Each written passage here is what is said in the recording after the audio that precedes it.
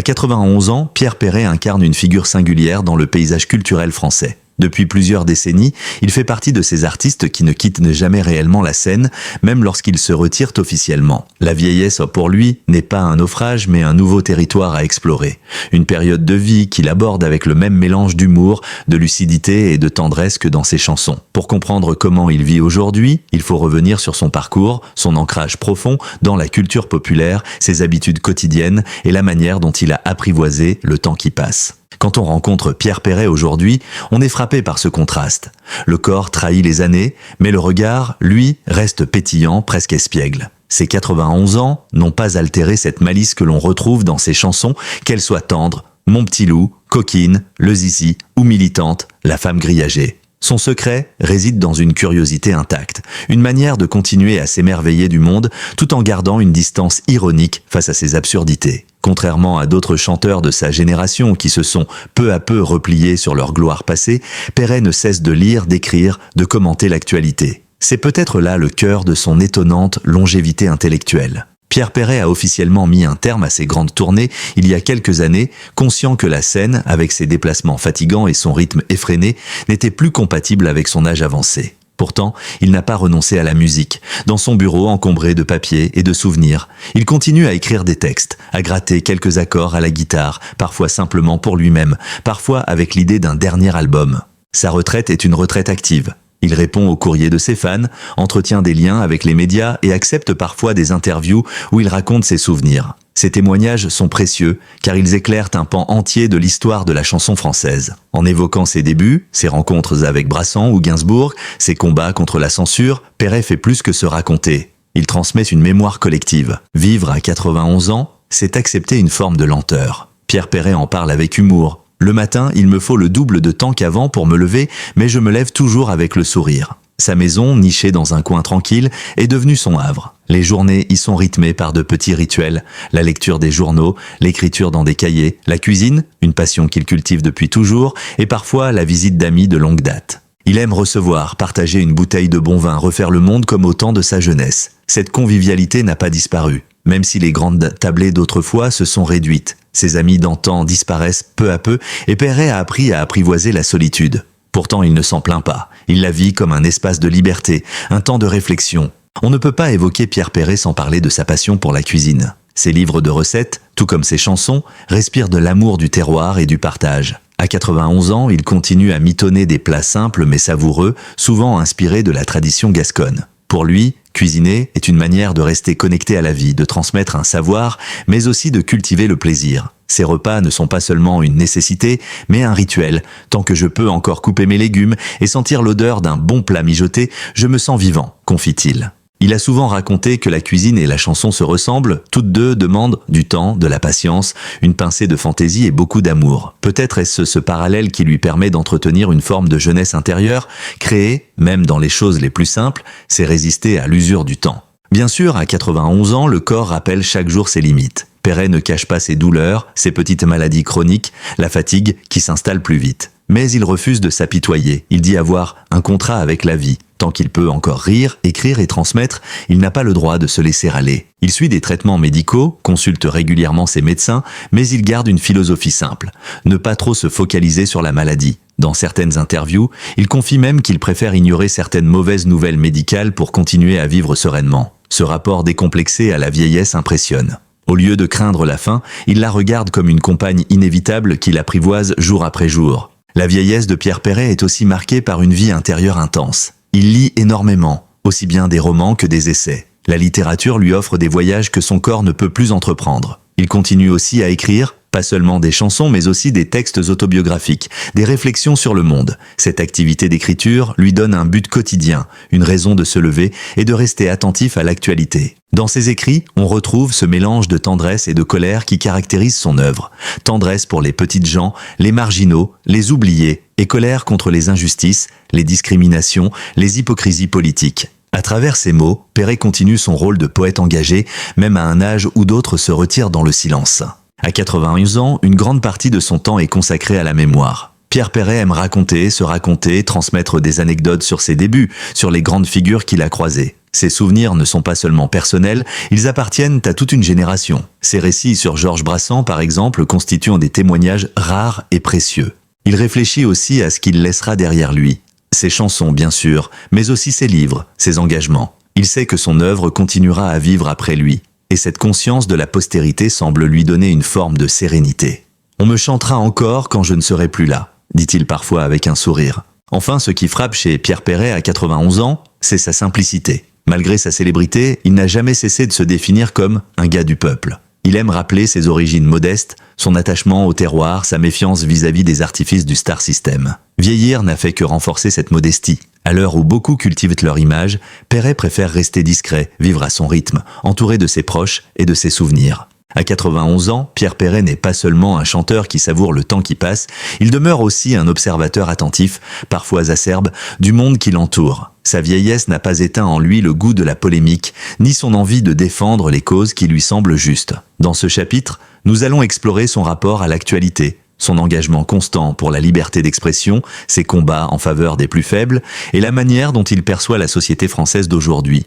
Pierre Perret s'est toujours distingué par sa liberté de ton. Dès ses débuts, il a osé aborder des sujets que d'autres évitaient. La sexualité, la condition féminine, le racisme, l'immigration. Sa chanson « La femme grillagée », dénonçant le port du voile intégral, avait déclenché une vague de polémiques. Certains l'accusant de provocation, d'autres saluant son courage. Aujourd'hui encore, il revendique cette liberté d'expression comme une valeur fondamentale. À 91 ans, il n'a plus rien à prouver, ni rien à perdre, ce qui le rend encore plus franc. Dans ses interviews récentes, il n'hésite pas à critiquer les politiques qu'il juge hypocrites, les dérives de la société de consommation, ou encore la montée des intolérances. Il se veut le témoin d'une époque où l'art avait le droit, et même le devoir, de déranger. Pour lui, la chanson ne doit pas seulement divertir, mais aussi éveiller les consciences. Pierre Perret a toujours eu une relation ambiguë avec les médias. D'un côté, il reconnaît que la presse et la télévision ont contribué à sa notoriété. De l'autre, il s'est souvent senti caricaturé. Trop de journalistes, selon lui, se sont contentés de réduire son œuvre à des chansons grivoises comme le zizi, oubliant la profondeur de ses textes engagés. À son âge, ce sentiment persiste.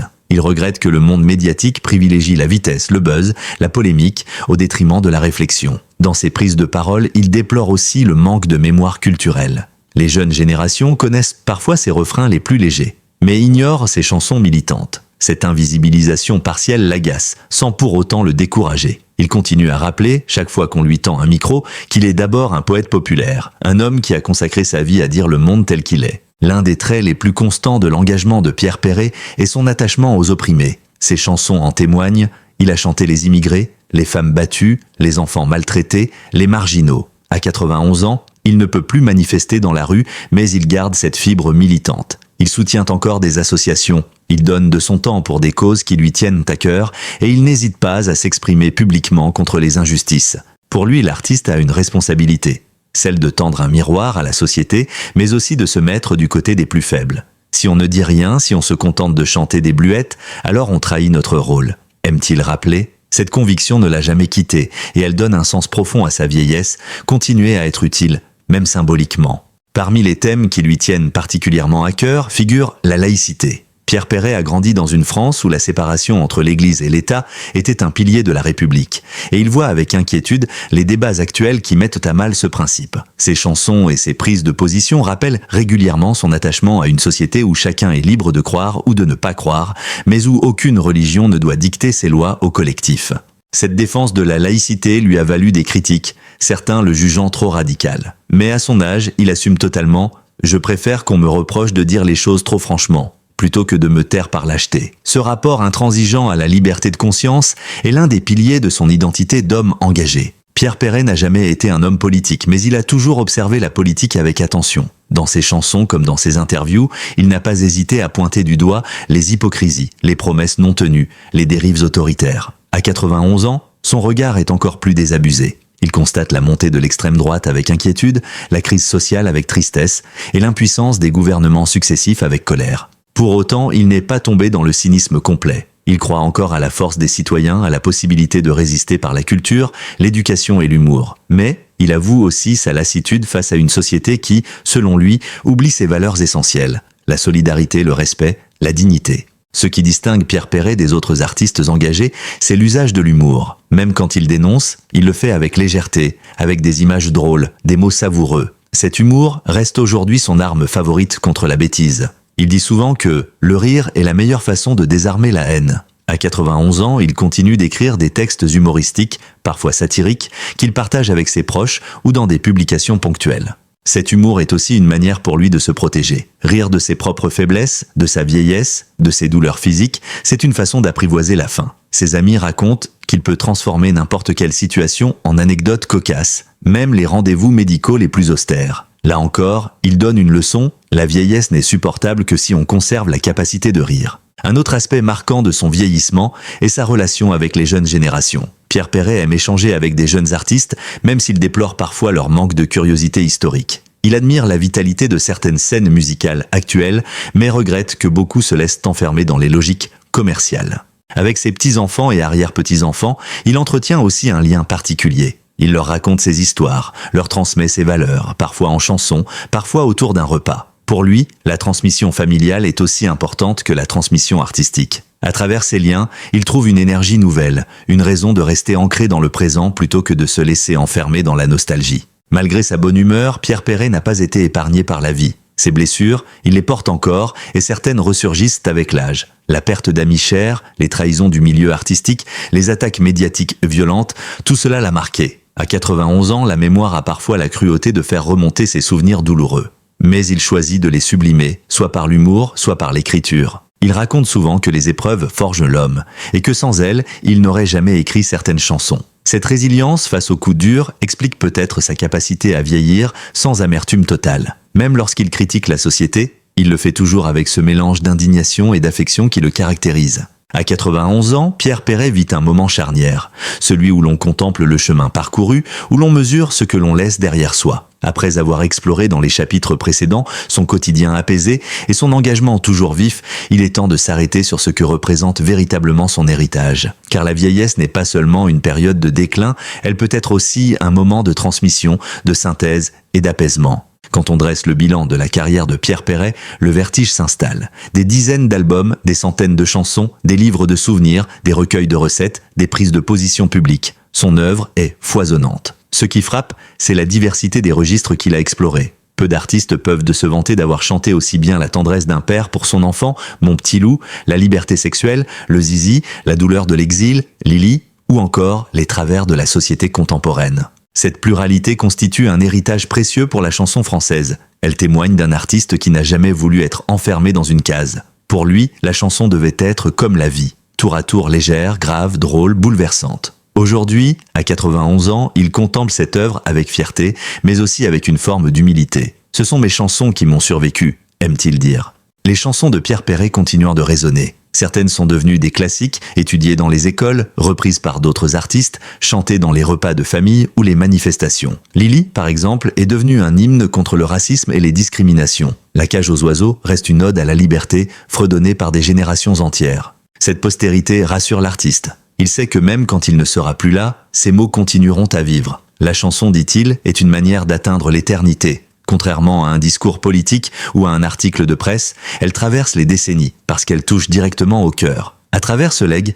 Pierre Perret s'inscrit dans la lignée des grands poètes populaires, ceux dont l'œuvre dépasse leur propre existence. Au-delà de ses chansons, Pierre Perret laisse aussi une mémoire orale et écrite. Ses livres de souvenirs regorgent d'anecdotes sur ses rencontres, ses combats, les coulisses de la scène artistique française. Ses témoignages sont autant de pierres apportées à l'histoire culturelle du pays. À 91 ans, il continue parfois à dicter des notes, à consigner ses réflexions. Ce souci de transmission est central dans sa vieillesse. Il ne veut pas seulement que l'on se souvienne de ses refrains. Il souhaite aussi qu'on retienne son regard, son humour, son engagement. Être un passeur, pour lui, c'est offrir aux générations futures, non pas un modèle figé, mais une invitation à rester libre, à rire, à aimer. Mais l'héritage de Pierre Perret ne se mesure pas seulement à travers ses œuvres. Il est aussi profondément humain. Ceux qui le connaissent soulignent sa fidélité en amitié, sa générosité, son goût du partage. Jusqu'à aujourd'hui, il reste cet homme simple qui aime la convivialité autour d'une table, le bon vin, les plaisirs modestes. Son héritage humain, c'est aussi son humour. Il a transmis à ses proches cette capacité à relativiser, à rire des malheurs pour mieux les traverser. Dans une société où l'on dramatise souvent tout, cette leçon paraît essentielle. Pierre Perret incarne une forme de sagesse populaire, ne pas se prendre trop au sérieux, même quand on a connu le succès et la célébrité. À 91 ans, on ne peut plus se voiler la face. La fin est proche. Pierre Perret en parle sans tabou avec une franchise parfois désarmante. Il ne nie pas sa peur de mourir, mais il dit l'avoir apprivoisée. La mort fait partie de la vie, répète-t-il. Cette acceptation lui apporte une sérénité qui impressionne ceux qui l'entourent. Il prépare sa succession avec calme, s'assurant que ses archives soient bien conservées, que ses chansons continuent à être diffusées, que ses écrits ne tombent pas dans l'oubli. Il s'assure aussi que sa famille soit à l'abri, que tout soit réglé pour éviter les querelles. Cette préparation concrète de la mort, loin d'être morbide, est pour lui une manière de vivre plus pleinement le présent. Il y a dans la vieillesse de Pierre Perret une forme de revanche. Longtemps, il a été marginalisé par certains cercles intellectuels qui ne voyaient en lui qu'un amuseur grivois. Aujourd'hui, on redécouvre la profondeur de son œuvre. Les hommages se multiplient, les médias soulignent de son apport à la culture française, les chercheurs en littérature et en sociologie étudient ses chansons comme des documents précieux sur la société du XXe siècle. À 91 ans, cette reconnaissance tardive le touche. Elle lui permet de quitter la scène avec le sentiment du devoir accompli. Il n'en tire pas de vanité, mais une satisfaction simple, celle d'avoir été compris, enfin, dans toute sa complexité. Ce que Pierre Perret transmet avant tout, c'est une leçon de vie. Vieillir, dit-il, c'est accepter la lenteur, la douleur, la perte, mais sans jamais perdre la joie. C'est continuer à rire, à aimer, à créer, même si c'est autrement. C'est se souvenir, transmettre et préparer la suite. À travers son exemple, il rappelle que la vieillesse n'est pas une honte ni une tragédie, mais une étape à vivre pleinement. Son parcours est une invitation à tous. Ne jamais cesser d'être curieux, d'aimer les gens, de défendre ses convictions. Voilà ce qu'il laisse en héritage au-delà de ses chansons. Une philosophie simple et lumineuse. À 91 ans, Pierre Perret n'est plus seulement un chanteur, un poète ou un humoriste. Il est devenu un symbole. Le symbole d'une génération qui a traversé les bouleversements du XXe siècle et qui, au crépuscule de sa vie, nous offre encore des leçons de sagesse, de tendresse et de liberté. Sa vieillesse est à son image, pleine de malice, de lucidité, mais aussi de sérénité. Dans son regard, on devine toute une vie de combat, de rires, de blessures et de joie. Ce que nous retenons avant tout, c'est cette capacité qu'il a eue, et qu'il a encore, de transformer la douleur en poésie, la colère en chanson, l'injustice en hymne, et la banalité du quotidien en éclat de rire. Pierre Perret n'a jamais cessé d'être fidèle à lui-même.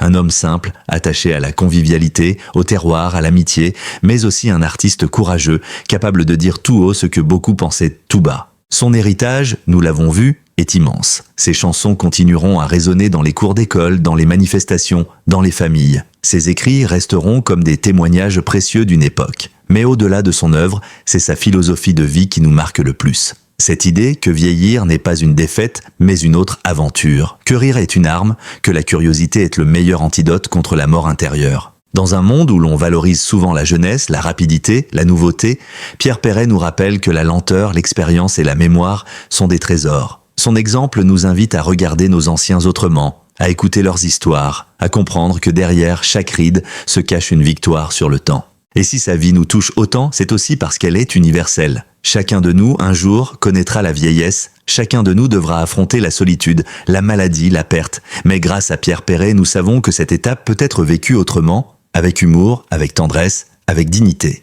Il nous laisse ainsi une ultime leçon. Ne jamais cesser de chanter, de rire, de partager, même lorsque le corps faiblit. Tant qu'il reste une chanson à écrire, un plat à cuisiner, un verre à lever avec un ami, alors la vie vaut encore la peine d'être vécue. Si vous avez lu ces lignes, c'est sans doute parce que, comme nous, vous aimez ces histoires vraies, humaines, profondes, qui vont au-delà des simples potins et qui racontent la vie telle qu'elle est, dans sa beauté, ses drames et ses éclats de rire. Pierre Perret, à 91 ans, nous montre que chaque vie est une épopée, que chaque destin mérite d'être raconté. C'est ce que nous essayons de faire chaque jour sur cette chaîne, redonner la parole aux artistes, aux célébrités, mais aussi à travers eux, à une époque, à une mémoire collective. Alors, si vous souhaitez continuer ce voyage avec nous, si vous voulez découvrir d'autres récits bouleversants, d'autres destins incroyables, d'autres vérités cachées derrière les sourires des célébrités, nous vous invitons à vous abonner à notre chaîne. En vous abonnant, vous ne manquerez aucune de nos prochaines vidéos. Vous recevrez des histoires exclusives, des analyses inédites, des récits émouvants qui vous feront réfléchir, rire ou parfois pleurer. Vous ferez partie d'une communauté qui aime comprendre, qui aime partager, qui aime se souvenir. N'oubliez pas d'activer la cloche de notification. C'est le meilleur moyen de rester informé à chaque nouvelle publication. Et si cette histoire de Pierre Perret vous a touché, laissez-nous un commentaire pour partager vos souvenirs. vos émotions ou tout simplement un mot pour rendre hommage à cet immense artiste. Chaque like, chaque partage, chaque message compte. Il nous aide à continuer ce travail de mémoire et de transmission.